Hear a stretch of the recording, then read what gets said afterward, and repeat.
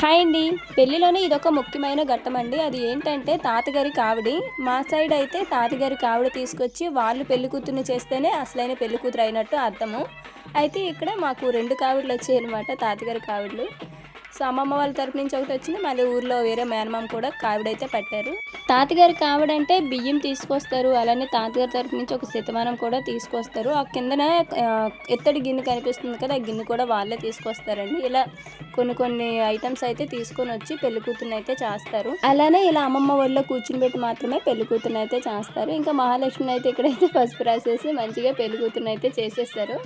And ఇక్కడ ఇంకోటేంటంటే తాతగారు తీసుకొచ్చిన బియ్యం ఉంటాయి కదా! ఆ బియ్యంలోనే తలంబ్రాలు బియ్యం అయితే తీస్తారు. ఇలా పెళ్లి కూతురుతోటి 3 దోసెల నిండా బియ్యం తీసి మిగతా ఏమో పేరెంటాళ్ళు ఉంటారు కదా! వాళ్ళైతే ఇలా నిండా వేసేస్తారు. ఈ బియ్యము వేరే వాళ్ళ ఇంట్లో పెడతారు. మన ఇంట్లో పెట్టరు. పెళ్ళప్పుడు పెళ్లి కూతురు, పెళ్లి కొడుకు ఇవే తలంబ్రాలుగా పోసుకుంటారండి. ఇంతేనండి.